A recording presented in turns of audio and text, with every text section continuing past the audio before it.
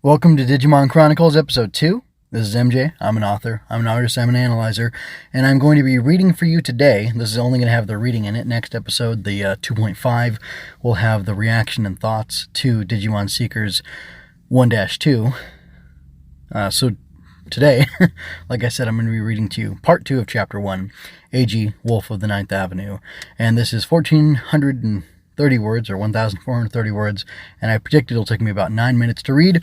I'm reading a copy and pasted version, so hopefully I don't have any stumbles like I did last time with some of the text overlapping and being unreadable, unintelligible, whatever. So here we go.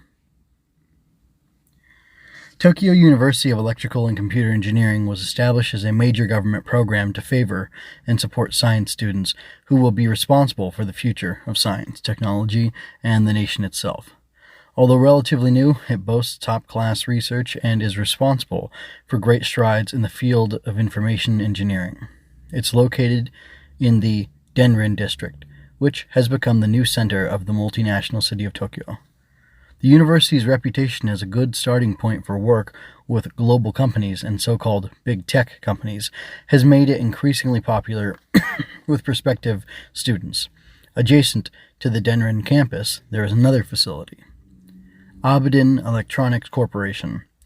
AE is a leading company involved in electronic terminals, network equipment, and fabless semiconductors. The Abedin Electronics Digital Lab, DDL, was AE's Research and Development Center. The first floor lobby of DDL is simpler than Eiji ever imagined. It is nothing but a reception desk and a run-of-the-mill waiting bench. The large display on the wall is not only advertising AE, it's also showing prairies, dense forests, polar seas, mountain ranges, rapids with autumn leaves, underground and caves, environmental images of nature from each of the 4 seasons. The Digital Lab is a research facility. AE's headquarters is elsewhere.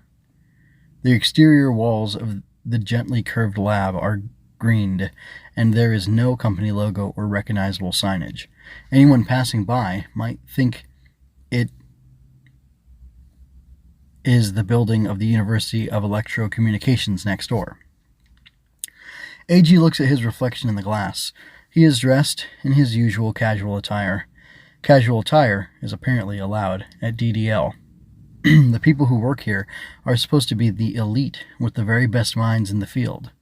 A freelancer with a high school diploma would be out of place, but Eiji walked to the reception desk without any hesitation, because he's here to work.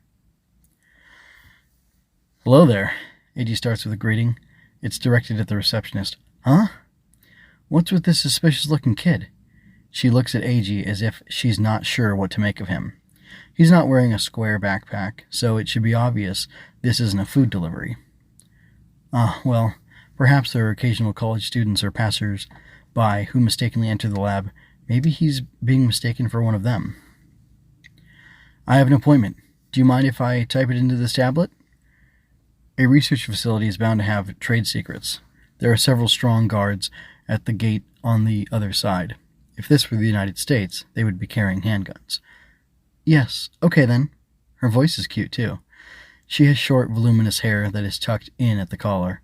While her style is plain, like you'd expect of someone who works at a lab, she has a small face and a slender neck and shoulders. Is that your real name? I tend to use an alias when at work. Excuse me, but are you in a show business or a writer? Neither. It's not a strange name or a pen name. Eiji, like most code crackers, uses his street name when at work. Please use your real name, if you don't mind. Eiji Nagasumi. Is phone number, appointed time, and reason for the meeting enough? Hatsune. Eiji takes a look at her nameplate. Please don't get all casual on me. Okay, Hatsune. Hatsune, the receptionist, twitched her temples. If you're here on business, put your company's name here. I don't have a company yet. Ugh. Well, my occupation is... What was that guy's department again? Oh, this is such a pain in the neck. Eiji takes out his smartphone. Tomonori Ryusenji, professor. Tapping the address, he sends an "I'm here" message and decides to wait in the lobby. There are several other guests waiting. They all received guest passes from reception. They all look more like academics than businessmen, as if they are attending a university of computer science. Eiji looks at the object in the center of the lobby. 3 spheres floating in the air. Each sphere has a distinctive mark engraved on it. They are in a circle, more or less. They are rotating, overlapping each other. They were like 3 globular clusters gravitationally pulling each other in space. Were these here before? A closer look leaves Eiji astonished. This 3-dimensional image is a HoloEyes. "Hey, Feng!" A voice calls out his codecracker name from the other side of the gate. At the same time, the 3 objects collapse and disappear without a trace. Eiji turns around. His height is about 170 centimeters. He's a chiseled man with a bit of gray and a slight Caucasian look to him. He must be in his 60s, but his gait and posture are good, making him appear much younger. His presence is more apparent in the reactions of those around him than in the man himself. Everyone in the lobby takes notice of his unexpected appearance. "Hello, Professor Ryusenji." He is one of the co-founders of Aberdeen Electronics. He is extremely wealthy. He still owns more than 20% of the shares of AE, which has a market capitalization of more than 100 billion. He also happens to be a university professor. He is the boss of Ryusenji Laboratory, which is well known in the industry, and is currently a professor emeritus at the Tokyo University of Electrical and Computer Engineering. As one of the top executives of his company, he has built it into a world-class company in the past 10 to 20 years. This is my first time meeting Cracker Fang, but it certainly doesn't feel that way. I suppose you could call him a man from above the clouds. In normal circumstances, Ryusenji is not a person with whom Eiji would feel at ease, because we're always talking over voicemail. "Yes, it's me, Eiji Nagasumi." Eiji introduces himself again. "Well, Fang, or Eiji, let's get going. Sorry for all the trouble we put you through. Which reminds me, I'll get you a guest pass." Ryusenji goes to the reception. The suspicious kid had so casually invited the de facto boss of Japan AE that the receptionist, Hatsune, has become a little nervous and increasingly suspicious. "Yes, sir, right away." "I'm going to D4 and need a co-researcher." "Huh. The board has given its approval just this morning." "Oh, okay. Understood." Hatsune is surprised twice as she taps the terminal to confirm and issue the pass.